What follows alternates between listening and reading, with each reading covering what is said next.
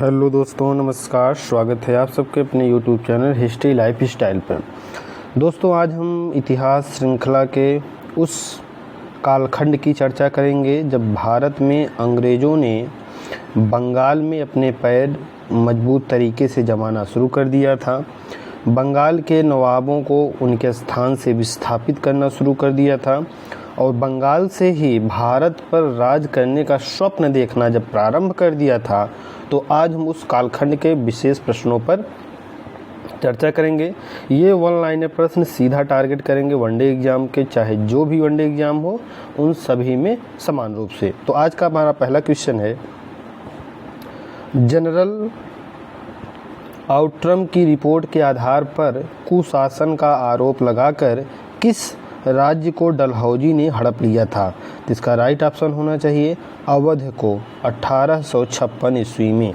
अवध जो उस समय का नवाब वाजिद अली शाह था, अवध जिसे अब लखनऊ कहा जाता है, तो उस समय अवध एक बहुत ही शक्तिशाली राज्य के रूप में अंग्रेज़ों के काल में उभरा हुआ था। तो जब अंग्रेज़ों ने उस राज्य को अपने हथकंडे में नहीं ले पाए, तो वहाँ उस राज्य पर कब्जा करने के लिए एक दूसरा चाल चला। उसमें आउट्रम नामक एक अधिकारी को लखनऊ भेजा गया और वहाँ से उसने एक रिपोर्ट बनाया कि यहाँ की जो राजा है जनता पर बहुत अत्याचार कर रही है, इसका शासन करने योग्य यह राजा नहीं है। तो इस आधार पर डलहौजी ने क्या किया कि उसके राज्य को खारिज करके अपने अंग्रेजी राज्य में मिला लिया। ओके फ्रेंड्स, अगला क्वेश्चन है, लखनऊ के इमामबाड़े का निर्माण कब और किसने कराया था? तो 1784 ईस्वी में आसफ उद दौला ने करवाया था लखनऊ के इमामबाड़े का निर्माण। अगला क्वेश्चन है, अवध की राजधानी फैजाबाद थी, ठीक, तो लेकिन राजधानी को लखनऊ किस नवाब ने और कब स्थानांतरित की थी?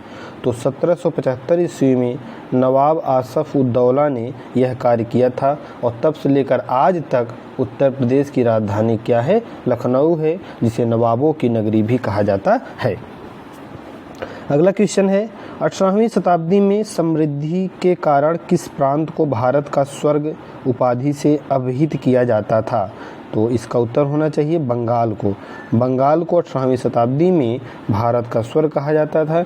क्यों? खास करके बंगाल जो है अपने सूती कपड़ों के लिए, रेशमी कपड़ों के लिए, मलमल के कपड़ों के लिए विश्वविख्यात था। यहाँ से बने कपड़े यूरोपीय देशों में बहुत ज़्यादा उच्च दाम पर बिकते थे और इनकी बहुत भारी मांग हुआ करते थे। बनारस की संधि 1773 में वारेन हेस्टिंग्स के साथ अवध का कौन सा नवाब सम्मिलित हुआ था? तो इसका राइट ऑप्शन होना चाहिए शुजाउद्दौला। अगला क्वेश्चन है, समकालीन बंगाल में कौन कौन से क्षेत्र शामिल थे? आधुनिक बांग्लादेश, बिहार, उड़ीसा एवं पश्चिम बंगाल। तो सोचिए कि अंग्रेज़ों के समय में जो बंगाल, जिसको हम लोग पढ़ते हैं इतिहास की किताबों में, उस समय उस बंगाल में कितने चीज़ें शामिल थी, कितने प्रदेश शामिल थे? आज का जो बांग्लादेश नामक एक पूरा देश बना है वह शामिल था, बिहार पूरा था, उड़ीसा पूरा था एवं पश्चिम बंगाल तो उसमें था ही, ठीक है ना। तो इतना बड़ा बंगाल था जहाँ पर बंगाल के जो नवाब कहलाते थे। बंगाल की राजधानी ढाका से मुर्शिदाबाद किसने स्थानांतरित किया था? तो इसका राइट ऑप्शन होना चाहिए मुर्शीद कुली खां। मुर्शीद कुली खां ने ही बंगाल की राजधानी ढाका थी, लेकिन वहाँ से उसने मुर्शिदाबाद ले जाया गया। यानी किसने ले जाया गया? मुर्शीद कुली खां ने। बंगाल में इजारेदारी प्रथा किसने आरंभ की थी? तो इसका राइट ऑप्शन है मुर्शीद कुली खां ने बंगाल में इजारेदारी प्रथा स्थापित की थी। बंगाल के किस नवाब ने यूरोपियों की तुलना मधुमक्खियों से की थी? तो अलीवर्दी खां।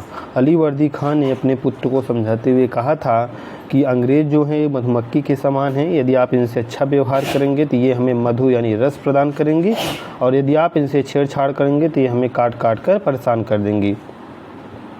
अगला क्वेश्चन है, बंगाल का नवाब मुगल सूबेदार मुर्शीद कुली खां मूलतः कौन था?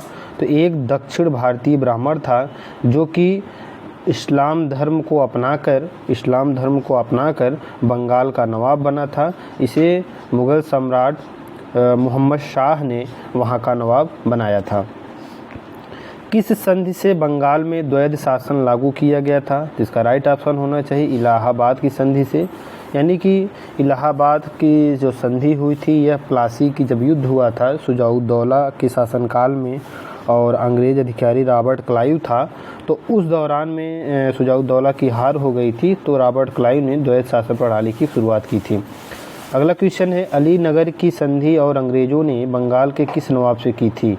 तो इसका राइट ऑप्शन होना चाहिए सिराजुद्दौला से। सिराजुद्दौला से अलीनगर की संधि की गई थी जो कि अंग्रेज़ों ने किया था। मीर कासिम और कंपनी के बीच झगड़े का मूल कारण क्या था? तो इसका मूल कारण था समस्त व्यापारिक करों एवं चुंगियों को जो समाप्त कर दिया गया तथा राजधानी का मुंगेर स्थानांतरण। इसका मतलब ये हुआ, आप समझिए इसकी का बात बता रहे हैं हम, जब अंग्रेज़ों ने यहाँ पे बंगाल में अपना व्यापार करना प्रारंभ किया तो ये लोग क्या करते थे, टैक्स खूब चुराने लगे थे, सरकार को कोई टैक्स नहीं पे करते थे। तो इसने क्या किया कि समस्त चुंगियों समस्त करों को हटा दिया। मतलब कि अंग्रेज़ हों या भारतीय व्यापारी हों या मुस्लिम या अरब व्यापारी हों, कोई भी हो, सब बिना चुंगी दिए व्यापार कर सकते थे। इससे क्या हुआ, अंग्रेज़ों को हानि होने लगी, तो इसलिए अंग्रेज़ नाराज़ हो गए। दूसरा कारण था कि इसने अपनी राजधानी जो थी कहाँ पर स्थापित कर दिया था, मुंगेर में स्थापित कर दिया था। कलकत्ता के ब्रिटिश गवर्नरों का सही अनुक्रम क्या है? तो कलकत्ता के जो ब्रिटिश गवर्नर बने थे क्रम से, पहला था डेक, विंसीटार्ड, वेरीलस्ट, कर्टियर एवं वारेन हेस्टिंग्स। अगला क्वेश्चन है प्लासी के युद्ध के समय बंगाल का गवर्नर कौन था? इसका राइट ऑप्शन होना चाहिए रोजर ड्रेक। 1752 से 1757 तक यह बंगाल का गवर्नर था। मराठों ने बंगाल के किस नवाब से राजस्व वसूला था? तो इसका राइट ऑप्शन होना चाहिए अलीवर्दी खां से। ब्लैक होल घटना बंगाल के किस नवाब के काल में घटित हुआ था? तो इसका राइट ऑप्शन होना चाहिए सिराजुद्दौला। सिराजुद्दौला के काल में ब्लैक होल दुर्घटना घटित हुआ था। अब ब्लैक होल दुर्घटना क्या है, इसमें बात ये था कि सिराजुद्दौला कलकत्ता पर आक्रमण किया और वहां आक्रमण करने के दौरान 146 युद्ध बंदियों को, अंग्रेज युद्ध बंदियों को बंदी बना लिया और उन्हें 10 बाई 10 के एक कमरे में बंद कर दिया। ठीक है, और पूरी रात वे लोग उस कमरे में बंद रहे। जब अगले दिन कमरे का दरवाज़ा खोला गया तो उसमें मात्र 4 व्यक्ति जीवित मिले, बाकी शेष मर गए थे दम घुटने के कारण। तो ये जो घटना हुई थी इसी को अंग्रेज इतिहासकारों ने बढ़ा चढ़ाकर ब्लैक होल दुर्घटना का नाम दिया है। प्लासी का युद्ध 1757 किस नदी के तट पर हुआ था? इसका राइट ऑप्शन होना चाहिए भागीरथी, यानी जो गंगा नदी है ये वहाँ पे बंगाल में उसमें भागीरथी के नाम से जाना जाता था। तो आपको क्वेश्चन में जो विकल्प आएगा उसमें भागीरथी भी रहेगा और गंगा भी रहेगा, तो आपको भागीरथी चुनना है। बंगाल में प्रचलित दस्तक का क्या आशय था? कर मुक्त व्यापार करने का परमिट था। यानी दस्तक क्या था, एक लाइसेंस था कि आप जिसके पास ये दस्तक है वह बंगाल में बिना सरकार को टैक्स दिए आराम से व्यापार कर सकता था। ठीक है ना, यह दस्तक किसे प्राप्त था? अंग्रेज़ों से प्राप्त था। तो अंग्रेज इससे व्यापार तो करते ही करते थे, वे चोरी छिपे भारतीयों को भी दे देते थे कुछ भाड़े के रूप में, तो भारतीय भी इसे दिखाकर टैक्स देने से बच जाते थे, जिसके कारण नवाब को अपने आय में बड़ी ही हानि उठानी पड़ रही थी और इसलिए उसने क्या किया था, सारी चुंगियों को समाप्त कर दिया था, जैसा कि पीछे के क्वेश्चन में भी हमने आप लोगों को समझाया एवं बताया। गिरिया का युद्ध कब हुआ और उसके क्या परिणाम हुए? तो गिरिया का युद्ध 1740 ईस्वी में अलीवर्दी खां सरफराज को पराजित करके बंगाल का स्वतंत्र नवाब बना था।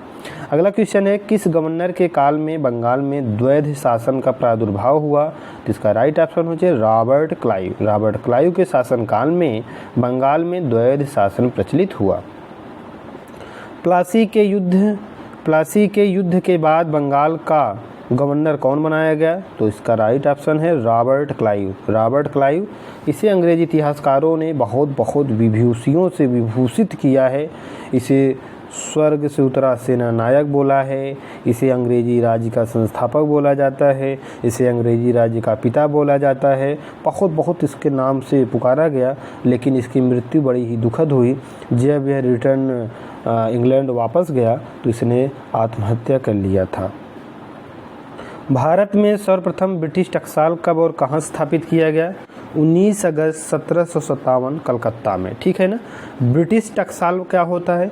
टकसाल उस स्थान या उस कारखाने को बोला जाता है जहां रुपए एवं सिक्कों की ढलाई किया जाता है। तो जहां रुपए एवं सिक्कों की ढलाई होता है उसे टकसाल बोला जाता है, और जहां नोट छपाए जाते हैं उन्हें प्रिंटिंग प्रेस बोला जाता है। तो इन दोनों में अंतर आप लोग समझिएगा। ब्लैक होल ट्रेजेडी का वर्णन किसने और किस पुस्तक में किया था? तो इसका राइट ऑप्शन है जे हायड हॉलवेल ने अपनी पुस्तक एलाइव द बंडर में किया था। जगत सेठ की उपाधि मोहम्मद शाह द्वारा किसे प्रदान की गई थी? तो इसका राइट ऑप्शन होना चाहिए फतेह चंद को जगत सेठ की उपाधि दी गई थी। ये जो जगत सेठ नाम की इनकी जो पीढ़ियाँ चलती थी, ये बंगाल के बहुत बड़े धनी व्यक्ति थे। इनसे अंग्रेज, बंगाल के नवाब, सभी लोग इनसे उधार लिया करते थे, कर्ज लिया करते थे। प्लासी का युद्ध किस अंग्रेज के नेतृत्व में हुआ था? तो इसका राइट ऑप्शन होना चाहिए रॉबर्ट क्लाइव के नेतृत्व में हुआ था। बक्सर का युद्ध किस अंग्रेज सेनापति के नेतृत्व में हुआ था? हेक्टर मुनरो के नेतृत्व में हुआ था। तो दोस्तों ये थे चुनिंदा प्रश्न। बड़े ही बेहतरीन प्रश्नों को मैंने अपने इस सीरीज में शामिल किया। ये सारे प्रश्न राजू सर के नोट्स पर आधारित हैं, जो कि बीए में बीएड नेट सरकारी अध्यापक है एमपी गवर्नमेंट में। तो दोस्तों आशा करते हैं वीडियो बहुत पसंद आया होगा। अगर वीडियो पसंद आया होगा तो जो हमारे नए चैनल पर दर्शक हैं, श्रोता हैं, वे हमारे चैनल को सब्सक्राइब करें ताकि हमारा चैनल और ग्रोथ करे, और जिससे हम उत्साहित होकर अन्य विषय पर ऐसे ही मेहनत करके आप लोगों के लिए अच्छे वीडियो लाते रहें और आप लोगों का ज्ञान एवं कैरियर का निर्माण होता रहे। तो मिलते हैं अगले वीडियो में, तब तक के लिए नमस्कार, धन्यवाद।